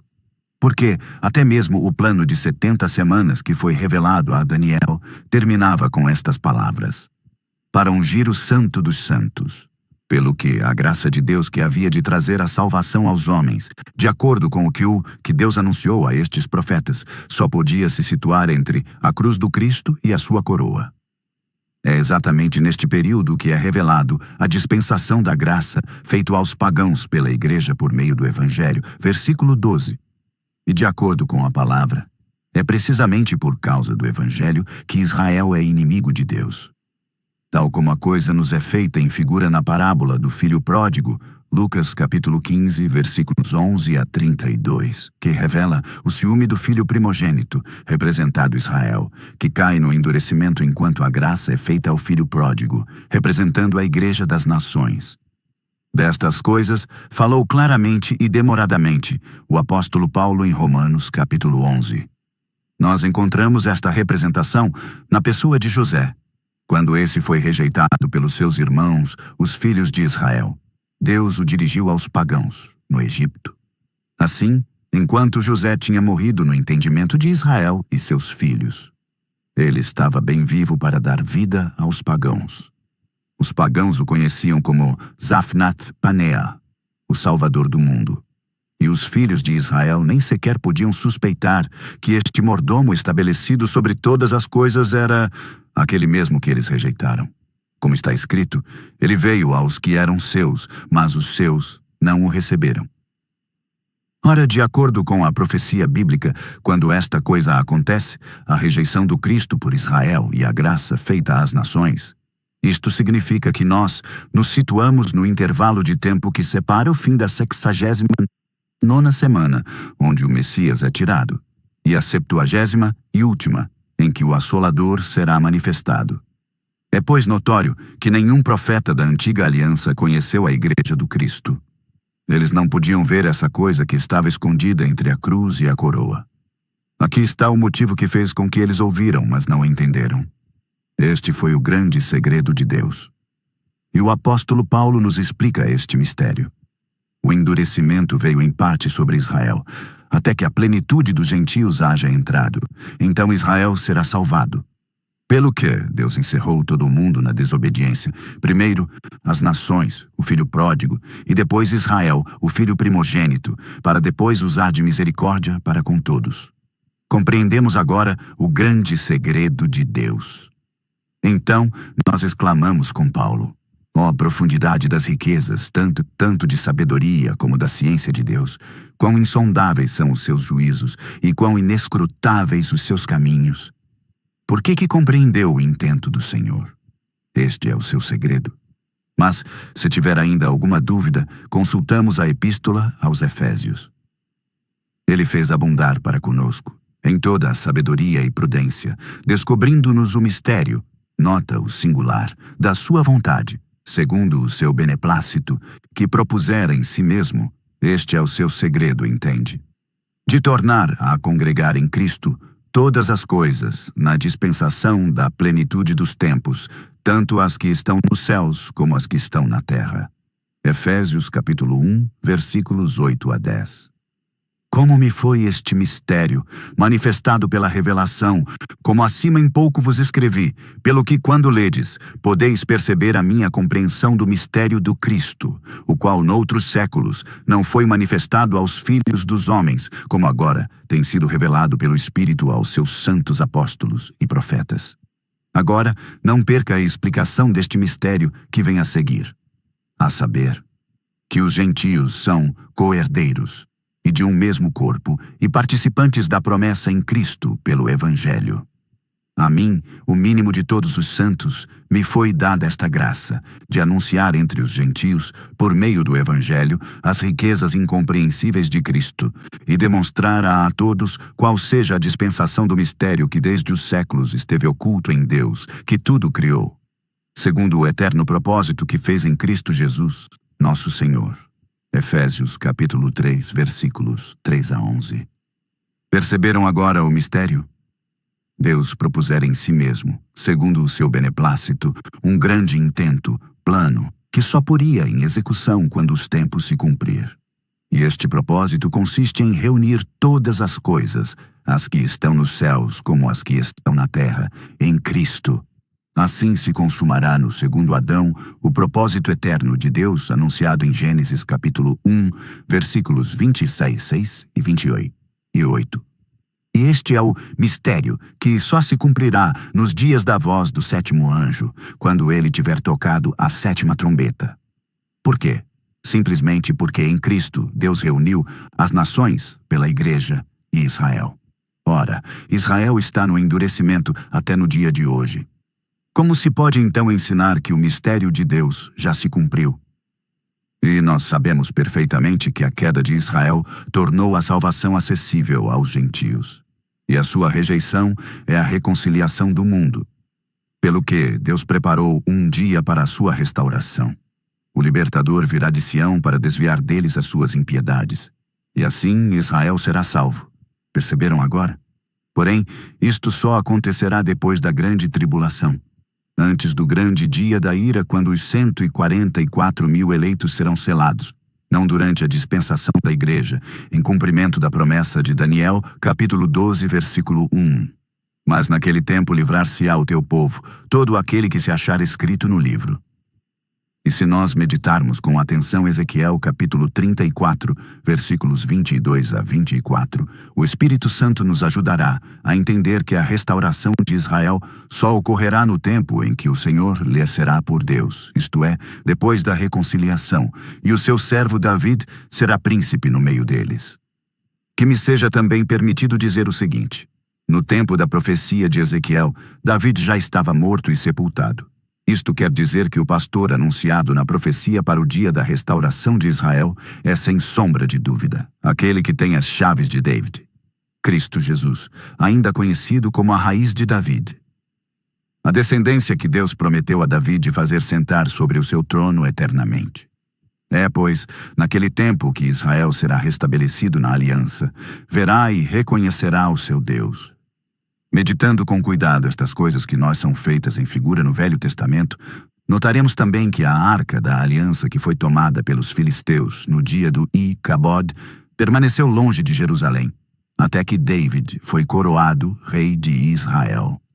O que quer dizer que a restauração de Israel ocorrerá quando Cristo Jesus, o Santo dos Santos, será coroado Rei dos Reis e Senhor dos Senhores, como Deus o anunciou aos profetas. Não confundem a salvação de Israel com a sua restauração. Sua salvação se cumpre no dia em que os 144.000 eleitos são selados. E sua restauração ocorre no milênio. Porém, entre estes dois eventos, a salvação de Israel e a sua restauração, não há realmente muito tempo. Pelo que o anjo poderoso de Apocalipse capítulo 10, versículo 1, diz claramente nesta profecia que não haverá mais demora.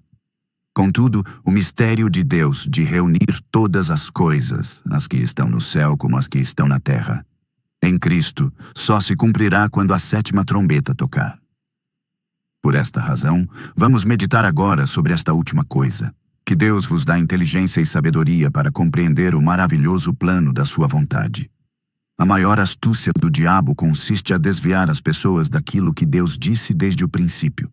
Foi assim que ele conseguiu seu golpe junto da Eva no Éden. Hoje ainda, muitos são os movimentos religiosos que se deixaram corromper no seu entendimento e se apartaram de Deus e da sua palavra, dando ouvidos aos espíritos enganadores que ensinam outros evangelhos. Os agrupamentos religiosos, em verdadeiras meretrizes, não só se embebedaram do vinho da prostituição da grande Babilônia, mas também edificaram-se segundo o modelo da mãe. Apocalipse capítulo 17, versículos 1 e 2. Efetivamente, o sistema religioso de adoração inspirado pelo Anticristo e que caracteriza essas igrejas levou multidões a se desviar da Bíblia para prestar fé às suas próprias interpretações da palavra.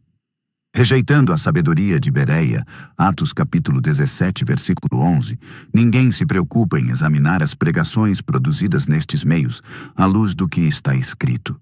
O fanatismo cego debilitou o discernimento, ao ponto que as pessoas tomam prazer nas mentiras dos seus profetas que profetizam com falsidade coisas abomináveis e blasfêmias em flagrante contradição com o plano de Deus para a salvação revelado nas Escrituras. É assim que, hoje em dia, muitos desses adoradores ingeriram literalmente o dogma, segundo o qual o sétimo anjo que toca a trombeta e o sétimo anjo, mensageiro da igreja de Laodiceia, são uma e única pessoa. De modo nenhum. O mistério das 7 estrelas na mão direita do Senhor e que representa os anjos das 7 igrejas é desvendado desde o começo pelo próprio Senhor. Apocalipse capítulo 1, versículo 20. E imediatamente depois, nos capítulos 2 e 3, as Escrituras revelam os ministérios deles, assim como a natureza e o conteúdo da mensagem dirigida a cada um deles para a edificação da Igreja de Cristo. Mas no caso dos 7 anjos que tocam as trombetas e que só apareçam na abertura do 7º selo,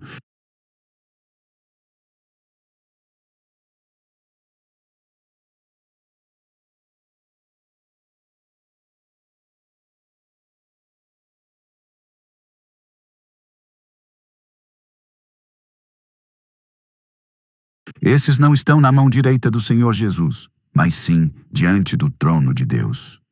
A diferença aqui é enorme e incontestável. E eu não deixo de repetir, como o fiz no começo desta pregação, que a esposa do Cristo não se encontrará na terra quando se desenrolarem estes eventos revelados no 7º selo, porque o arrebatamento virá imediatamente após o 4º selo.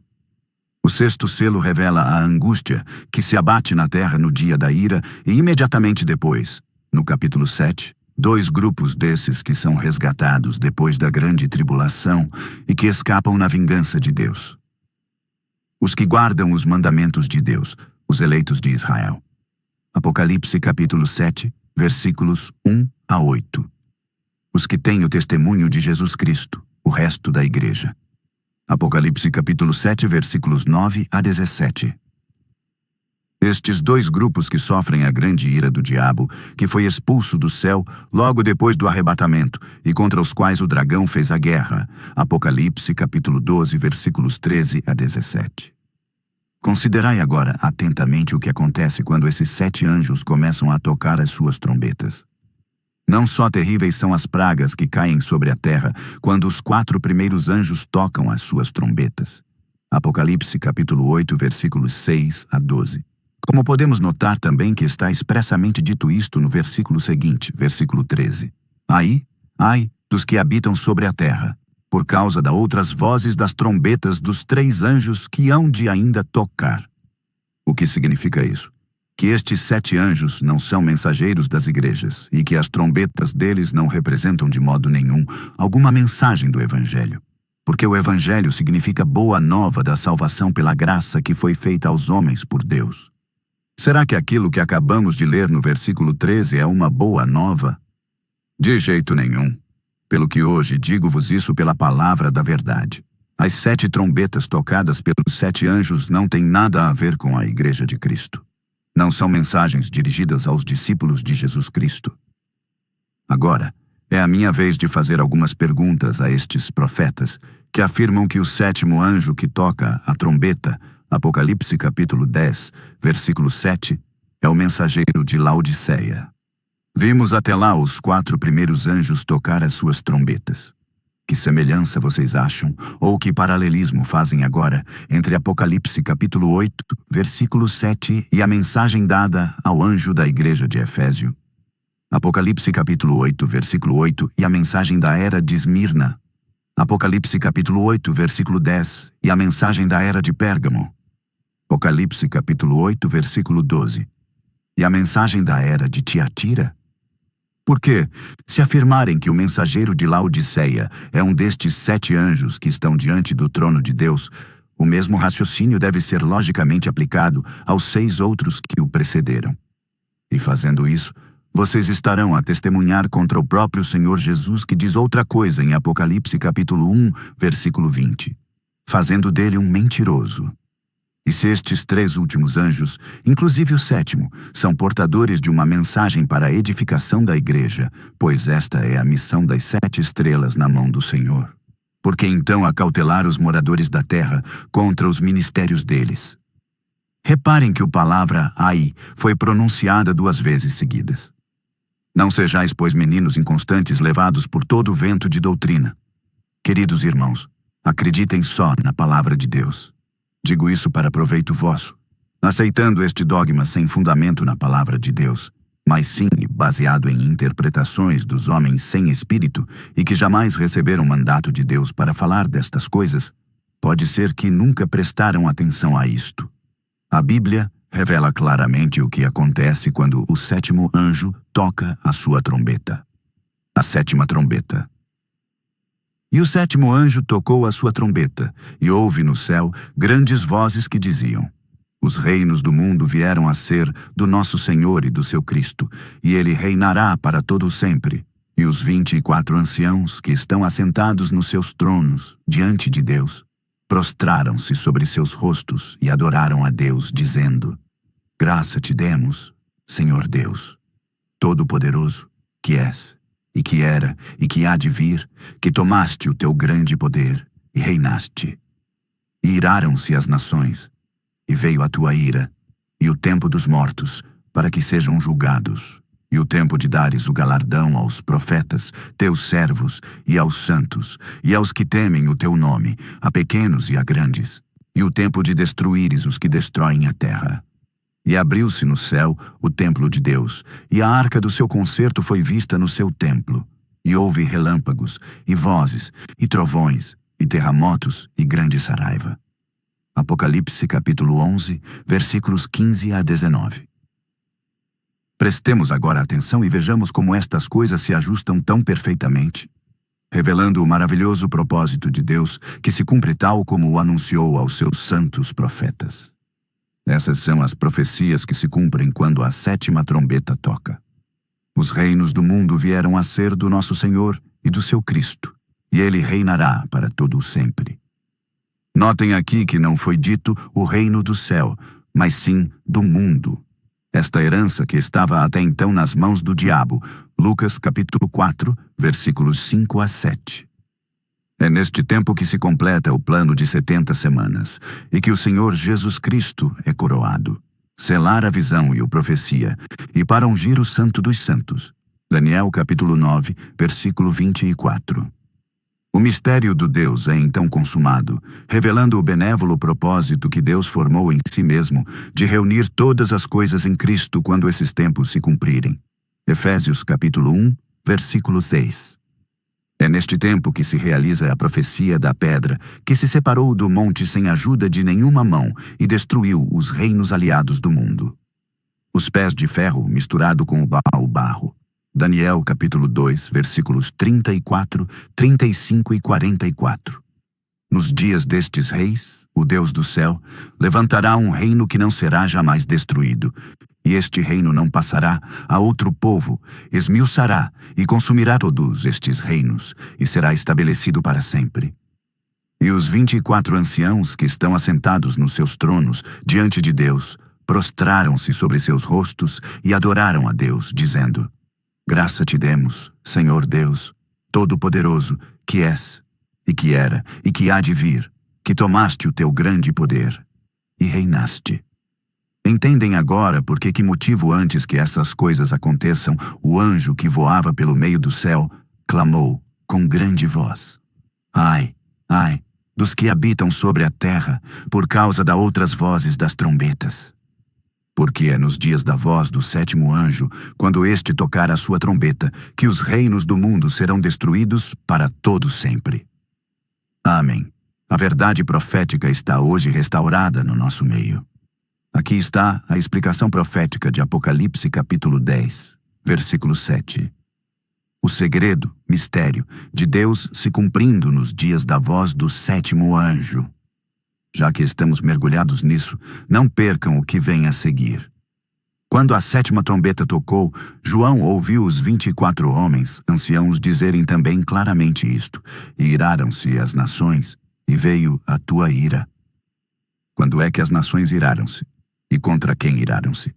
Senão a quando do reinado do anticristo e seus aliados, os pés de ferro misturado com o barro, ou ainda a besta, e os 10 chifres, representando os 10 reis, que se ajuntaram e formaram uma liga contra o Cordeiro. Apocalipse capítulo 17, versículos 12 a 14. Mas está determinado que o Cordeiro os vencerá. E logo depois vimos o Cordeiro se vingar e derramar a sua ira. Isto é o que quer dizer: iraram-se as nações, e veio a tua ira. Nós temos a confirmação disto em Daniel, capítulo 7, versículos 7 a 14 e versículos 24 a 27. E nós entendemos uma vez mais que este 7º anjo que toca a trombeta não é mesmo o mensageiro de Laodiceia. A 7ª estrela é um anjo da igreja, enquanto está claramente demonstrado aqui que nos dias em que a 7ª trombeta fizer ouvir a sua voz, estamos no estabelecimento do milênio, depois da manifestação do anticristo e da grande tribulação, e também do dia da vingança do Deus. Então, o grande propósito de Deus, revelado em Gênesis capítulo 1, versículos 26 a 28, e que não se realizou no primeiro Adão, se cumprirá naquele que nos é apresentado como o segundo Adão. Guardai-vos desses que tentam vos persuadir da existência de um terceiro Adão. Estes, pois, não receberam a inteligência para entender o segredo, mistério de Deus. A continuação da verdade nos é revelada ainda no louvor dos 24 anciãos. E o tempo dos mortos, para que sejam julgados. Atos capítulo 10, versículos 40 a 43, confirma que é Ele, Jesus Cristo, que foi estabelecido por Deus, juízo dos vivos e dos mortos. Porém, ele não poderá exercer este juízo, que quando entrará obviamente no seu reinado, quando ele tomará posse de todas as coisas. E no princípio, em Gênesis capítulo 1, versículos 26 a 28, embora que a Eva não tivesse sido manifestada ainda, está escrito na criação do homem que: e criou Deus o homem à sua imagem, a imagem de Deus o criou, macho e fêmea os criou. Ora, na verdade, Eva só aparece em Gênesis capítulo 2, versículos 21 a 23. E Deus revelou em verdade que ambos são apenas uma mesma só carne. Este mistério é realmente grande, em relação a Cristo que reinará sobre a terra com a sua igreja. Pois é verdade que Adão e Eva, sua esposa, não reinam sobre na terra. Enquanto que se chega a acreditar que tudo está perdido, que Satanás aniquilou o propósito de Deus. A palavra de Deus pode ser anulada? De modo nenhum. O mistério, segredo, de Deus que consideramos na presente profecia revela o verdadeiro herdeiro de Deus, o seu Cristo. É ele, a verdadeira imagem do Deus invisível, o reflexo da sua glória, a expressa imagem da sua pessoa. Colossenses capítulo 1, versículo 15. Hebreus capítulo 1, versículos 1 e 2. Este é o verdadeiro Filho de Deus, aquele que foi revelado desde o princípio. João capítulo 1, versículos 1 e 14. 1 João capítulo 1, versículos 1 e 2. Aquele que Deus abençoou eternamente. Amém. E a profecia de Salmos capítulo 2, versículos 1 a 8 nos revela estas verdades que se cumprem nos dias da voz do 7º anjo. As nações se irritam contra o herdeiro de Deus, versículos 1 a 3. A ira de Deus é derramada sobre as nações, versículo 4. A seguir, Deus dá ao seu Filho a autoridade sobre as nações, versículos 6 a 9.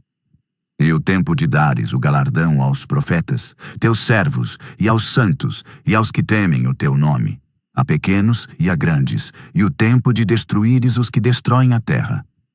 Notemos que, na profecia de Gênesis, Deus disse: não é bom que o homem esteja só.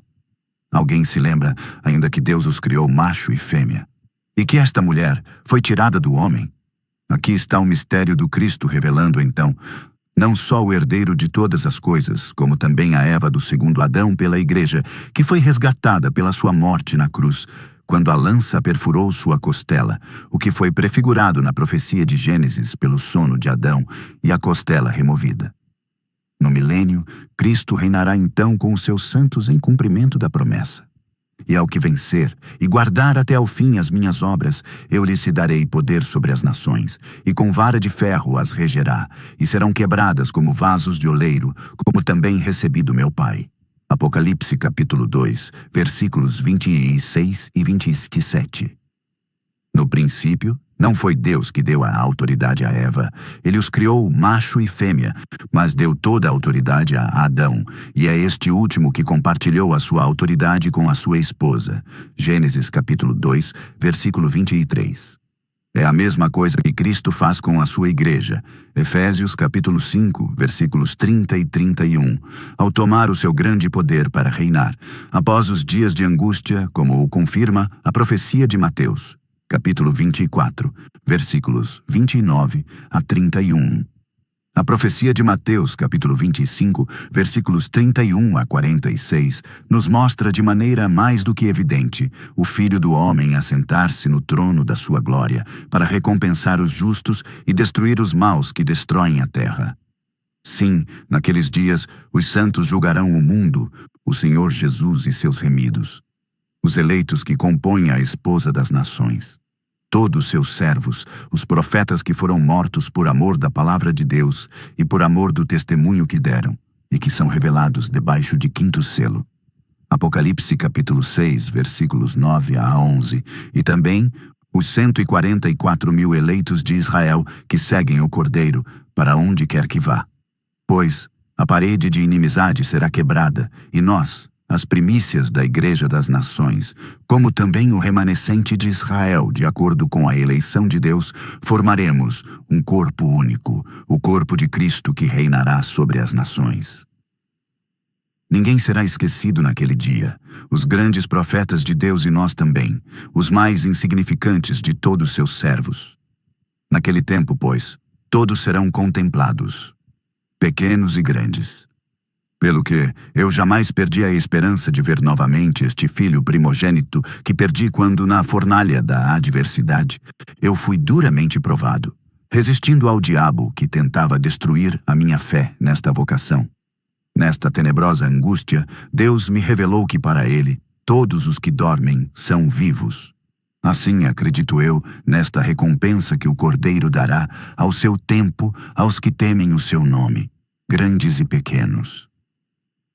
Exorto-vos, pois, a resistir ao mal, a não perder coragem diante da ação de Satanás, cujo espírito anima e opera nestes lobos cruéis que ensinam heresias de perdição para destruir nossa fé.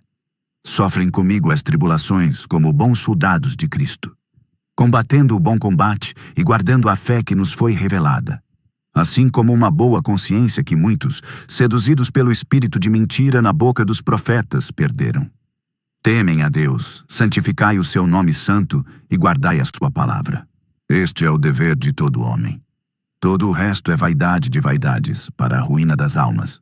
Eclesiastes capítulo 12, versículo 15. Deixem estes povos andarem cada um em nome dos seus deuses, pois quanto a nós, andaremos em nome de nosso Deus, desde agora e para sempre. Conclusão. Muitos são esses que, como Daniel, ouviram a mensagem da palavra de Deus, mas não entenderam nada do que foi anunciado.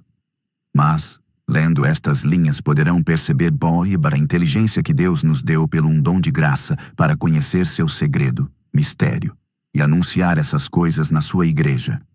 Porque, neste último tempo, e segundo a promessa, o conhecimento havia de aumentar, para permitir à esposa do Cristo de se libertar dos laços e jugo satânico, cuja influência já se faz sentir pelo mistério da iniquidade que age no nosso meio, consumando deste modo a grande apostasia anunciado nas Escrituras. E para que a verdade original, primitiva, seja restaurada, é necessário que nós sejamos todos ensinados por Deus, segundo o que está escrito. Ora bem, isso só é possível pela uma manifestação do seu Espírito operando nos seus ungidos. Pelo que glorifico, pela minha predicação, o ministério do Espírito Santo. nesta hora em que Satanás tenta convencer todo o mundo de que o Espírito Santo não opera mais. Não estou anunciando estas coisas neste dia, animado ou estimulado pelo espírito de disputa ou para contendas com quem quer que seja.